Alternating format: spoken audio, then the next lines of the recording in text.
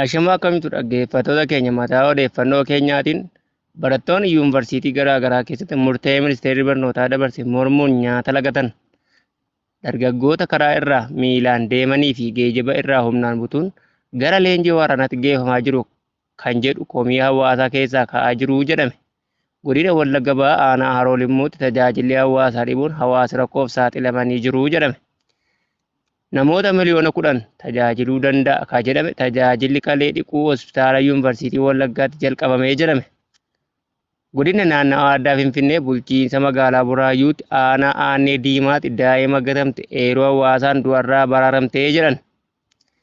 Godina Guraagee Bahaatti maatiin nyaata summaa nyaatan 8 ta'an lubbuun darbe akkamiin akka du'an kan jedhuu fi vaayirasiin maargaabiin namoota 2 irratti akka argame kanneen jedhamanii fi miseensonni gamtaa Afrikaa fi gamtaa Awurooppaa 76 ta'an Angoolaatti yaa'ii 7ffaa taa'uuf kanneen jedhaman odeeffannoo keenya guyyaa har'aa yoo ta'an kabajamtootaa fi hordoftoota keenya bakka jirtan maratti nageenyi keenya isin haa qaqqabu jecha kanneen chaanaalii hundee miidiyaa haaraa taatan saabskraayib gochuun nu faana turaa jecha odeeffannoon of harkaa qabnu kunooti.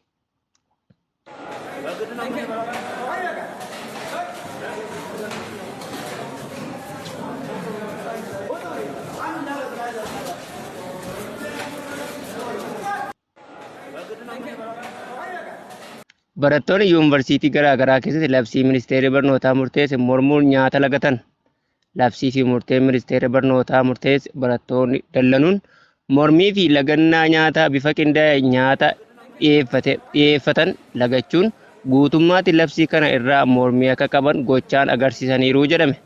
Barattoonni sadarkaa olaanoo kutaa biyyattii garaa garaa keessa jiran mufii fi dallansuu qaban nyaata lagachuu fi hiriira ba'uu mormii isaanii itti fufiinsaan mormaa jiru jedhame. Yeroo dhiyoo as dargaggoota karaa fi geejjiba irraa humnaan butuun gara leenjii loltummaatti geeffamaa jiru kan jedhu komiin danateeraa jedhame.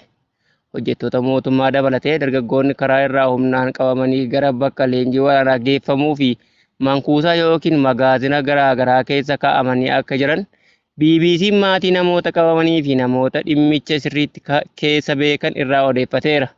Mootummaan Ameerikaa gabaasa baaseen Itoophiyaan dargaggoota umriin hin geenye humnaan qabuun loltummaaf yookiin gargaarsa loltummaaf itti dhimma ba'uu akka hin qabne gaafatee jira jedhame. Ministeerri dhimma alaa USA Itoophiyaatti humnaan nama bakka biraa geessuu ilaalchisee gabaasa bara 2025 baaseen mootummaan Itoophiyaa daa'imman seeraan alaa leenjii loltummaaf yookiin deeggarsa loltummaa akka kennaniif leenjisuu dhaabuu qabaa jechuun waamicha dhiyeessee ture. Haa ta'u malee hojjetaa mootummaa fi dargaggoota hojii mootummaa dorgomuuf gara magaalaa deemtanii fi kanneen hojii humnaa hojjetan yeroo isaan gara hojii deemuuf jedhan qabanii shakkamaadha yakka raawwattee jirta jechuun gara waajjira poolisii otoo hin taane gara magaazina Adaamaa aanaa Dagaagaa geessuun dargaggoota hedduminaan mankuusaa Daadaa jedhamu keessatti akka hidhanii jiran himame. Bakka dargaggoonni hedduminaan itti argaman kunneen akka mana puulii, mana caatii fi bakka bashannanaa irra deemuun dargaggoota butuun irra jireessaan Oromiyaa kutaalee akka Harargee, Jimmaa, Arsii, Wallaggaa, Shawaa fi naannawaa Finfinnee akka ta'an beekameera. Godina Wallagga Bahaatti tajaajilli hawaasaa dhibuun hawaasa rakkoof saaxilaa jira jedhame. Rakkoo tajaajila dhabuutiin hawaasni keenya saaxilamaa akka jiru keessaa kanneen akka tajaajila daandii dhabuu, ibsaa, geejjiba akkasumas nageenya amansiisaa dhabuutiin hawaasni rakkoo garaa garaatiin saaxilamaa akka jiran hawaasni iyyata barreeffamaa fi walgayii garaa garaa irratti iyyatanis deebii homaa hin arganne jechuun komatan. Godina Wallagga Ba'aa kana keessatti qaamni qawwee qabatee socho'u heddummachuu fi rakkoo nageenya walxaxaa ta'an keessaa baanee galuuf nutti ulfaateera jechuun hundee miidiyaatti himan. Godinuma Wallagga Ba'aa aanaa Haroo Limmuu ganda Sugee Lalisaa keessatti magaalaa aanaan qabdu irraa kan hafe gandoota baadiyyaa keessatti rakkoo geejjibaa dhabuutiin hawaasni gandichaa mootora deddeebisa hawaasaatiin akka tajaajilaman himan. Tajaajila mootoraa argatan kana gatii isaa qaala'aa ta'ee fi mootora tokko irraa hanga nama 6 konkolaachisaa dabalatee akka ittiin geejjibsiisan jiran dhaga'ame. Gandoota baadiyyaa aanaa Haroo Limmuu keessatti konkolaachiftonni mootoraa taarifa humnaa oliitis akka gaafatan hawaasni gatii madaalawaa hin taaneef saaxilamaa jiru jedhame. gandoota baadiyyaa keessa geejjiba fi buufanni fayyaa waan hin jirreef hawaasni tajaajila argachuuf gara aanaa deemuuf taarifa garaagaraaf saaxilamaa akka jiran, gara aanaa yeroo deemanis tajaajila argachuuf bakka tokkotti namni waan baay'atuuf tajaajila si'ataa argachaa hin jirru jedhame. Kanneen tajaajila hawaasaa dhiyoo fi si'ataa argachuuf mootummaan dirmannaa rifachiisaa akka nuuf taasisu jechuun irra deddeebiin akka gaafatanis itti dabaluun himaniiru. Namoota miliyoona 10 tajaajiluu danda'a akka jedhame tajaajilli kalee dhiquu hospitaala yuunivarsiitii Wallaggaatti eegale. Sadaasa 20,2025 hospitaalli Comprehensive Specialized Yuunivarsiitii Wallaggaa tajaajila kalee dhiquu yookaan daayilisis eegaluu ibsee jira. Tajaajila kalee dhiquu kun hawaasa naannichaa miliyoona 10 ta'an kan tajaajiluu danda'u ta'us yuunivarsiitii Wallaggaan beeksisee jira. Hojii gaggeessaa olaanaa Inistituutii Saayinsii Fayyaa Yuunivarsiitii Wallaggaa Dr. Masarat Ballaxaa tajaajilli kun hospitaalicha keessatti eegaluunsaa baasiif yeroo tajaajilamtoota hir'isaa jedhanii jiru. Hospitaala Comprehensive Specialized Yuunivarsiitii Wallaggaatti Specialized wal'aansa dhibee keessoo fi sab Specialized dhibee kalee Dr. Kaasaawun Bantii tajaajilli eegale kunis maashinoota hemodialysis 4 kan qabu guyyaatti namoota 12f tajaajila kalee dhiquu ni kennamaa jedhan. Jiraattonni magaalaa Naqamtees tajaajilichatti jalqabuutti gammadoo ta'uu ibsan. Dhukkubsataan dhibee kana kan godina Wallagga Bahaa Tulluu Gaanaatti dhufanii yaala argatan tajaajilli kalee qulqulleessuu kun achitti argamuun baasii dabalataa baasuurraa isaan oolchuu hundee miidiyaatti himanii jiru. Yaalaaf gara hospitaala Comprehensive Specialized Yuunivarsiitii Wallaggaa dhufuu kan himan jiraataan Tulluu Gaanaa nyaata otoo hin nyaatin guyyaa 15f turuu ibsanii amma erga yaala argatanii fayyaan isaanii haala gaariirra jiraachuu himan.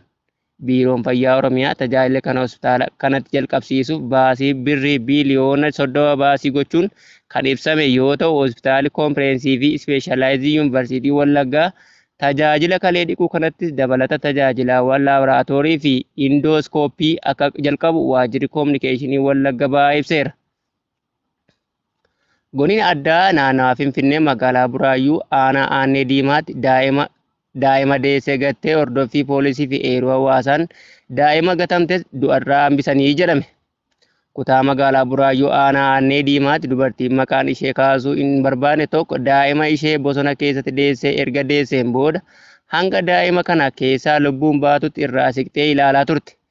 Garuu waaqni oolchaadha. Gocha gara jabina kana osoo isheen raawwachaa jirtu eeruun poolisii naannichaa qaqqabeen sana booda yoo achi gaan gocha fokkisaa kana argan yoo ta'u daa'ima kana lubbuu baraaruuf buufata fayyaa aanaa Aannee Diimaa geessuun yaalii barbaachisaa erga taasanii booda ogeessonni fayyaas ogummaa qabaniin waaqaa gaditti lubbuu daa'ima kanaa yaalii hatattamaa godhaniin du'a irraa baraaran. Suurri kun yommuu caakkaa keessaa fuudhanii mana yaala dhaqqabsiisuuf kaafamedha jedhame.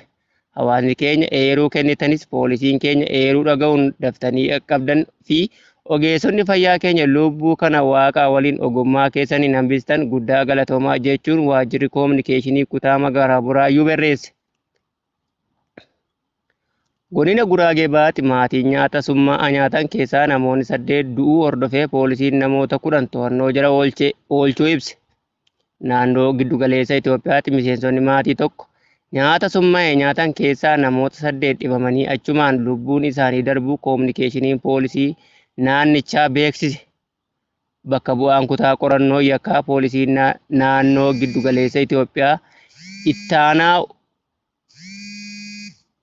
itti aanaa Komaandar Yaaloo Tamasgeen godina Guraagee Bahaa aanaa Masqan ganda Masrataa Wagaram ollaa Dashoo Qotoo jedhamutti taateen kun mudachuu ibsan.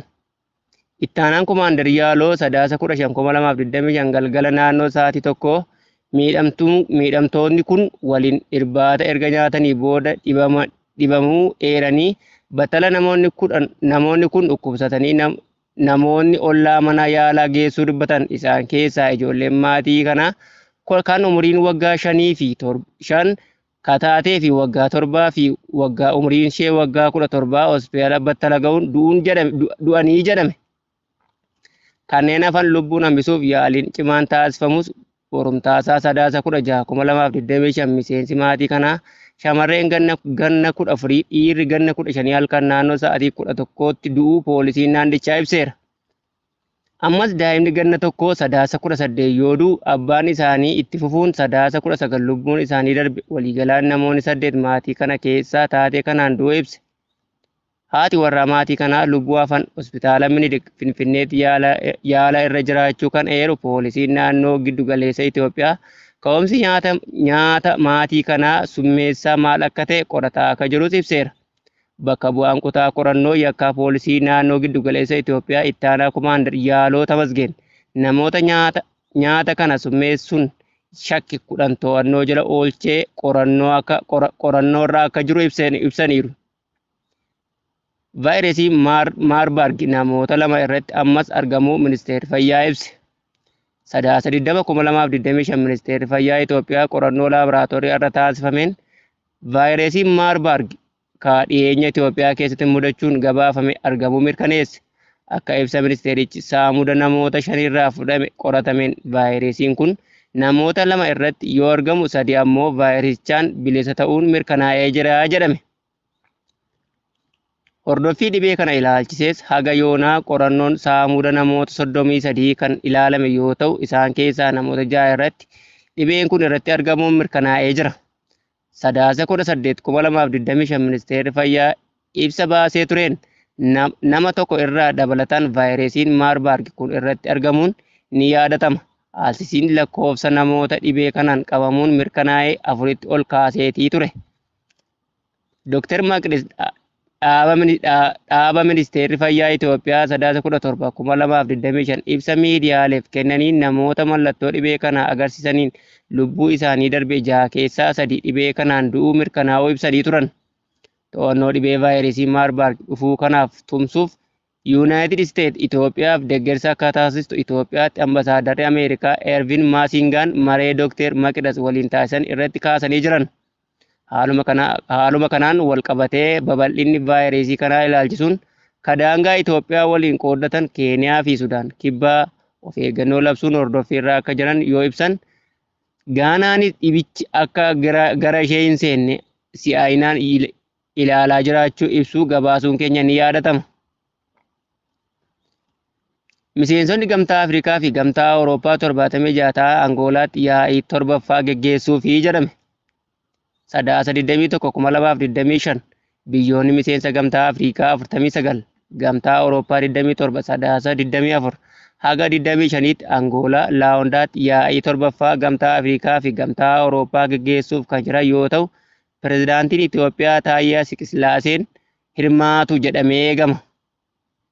Yaa'ii kana irratti pirezidaantiin Angoolaa fi dura taa'aan Gamtaa Afrikaa Joo'eehoo Loraanezoon, pirezidaantiin mana maree Awurooppaa Antooniyoo Koostaa fi pirezidaantiin Koomishinii Awurooppaa Ursulaa Vender Laayer irratti ni argamu jedhamee eegama. Ibsa Gamtaan Awurooppaa gaazexeessitootaaf kenneen Gamtaa Afrikaatti ambasaadarri Gamtaa Awurooppaa Haaviyer Niinoo Pireez walga'iin kun walga'ii guddoo addunyaa keessaa tokko jechuun ibsuun yaa'ichi yeroo addunyaan tasgabbii dhabdetti dhufu hubachiisaniiru. Yaa'iin kun ergaawwan siyaasaa ijoo 3 gamdaneessummaa, malteetiraalizimii fi walitti hidhamiinsa Afrikaan Intelligence fi haqa hawaasummaa Social Justice irratti xiyyeeffataa jiran. Gama daneessummaan ilaalchisee yaa'iin kun tumsa addunyaa bu'aa qabeessa ta'e badhaadhinaa fi tasgabbii fooyyessuu keessatti gahee qabu ni cimsaa jedhan. Hariiroo Gamtaa Afrikaa, Gamtaa Awurooppaa dabalatee walta'iinsi kamuu waa'ee dantaati jechuun garuu fedhii waloo kabaja marii fi tumsa waliin jedhan. Hariiroon idil addunyaa seeraa fi tasgabbii akka barbaadu ibsaniiru. Walitti hidhamiinsaaf ammoo Afrikaa ilaalchisee walitti hidhamiinsi naannoo abjuu isaanii ta'u eeruun garuu rakkisaa akka ta'e beeksisan. Rakkisaa ta'us garuu galma itti fufiinsa irratti hojjetamuu qabu ta'uu Pireez dubbateera. Haqa hawaasummaa ilaalchisee yaa'iin kun guddina dinagdee fi walitti hidhamiinsa biraa darbee dhimmoota caasaa itti fufiinsa qaban kanneen akka hiyyummaa dhabamsiisuu, walqixxummaa saalaa fi jijjiirama qilleensaa furuuf kan ilaalu ta'uu ibsaniiru. Walga'ii kana dura taateewwan gurguddoo 2 akka geggeeffamanis himan. Inni jalqabaa waltajjii dargaggootaa fi hawaasa siivilii Gamtaa Afrikaa Awurooppaa sadaasa 20 hanga 21 walitti fiduun yaada imaammata hojii hirmaannaa lammummaa fi haala qilleensaa damdamachuu irratti akka qopheessan taasisee jedhe. Inni lammataa waltajjii Bireenis Gamtaa Afrikaa Awurooppaa abbootiin qabeenyaa fi investorotaaf waltajjii dameewwan akka anniisaa itti fufiinsaan qabu industirii magariisaa fi dinagdee dijitaalaa irraa walta'insaan akka uuman akka taasisu himuun kan jedhaman yoo ta'u, odeeffannoon keenya guyyaa irraa yoo ta'an haga odeeffannoo biraan walitti dachaanutti nagaatti.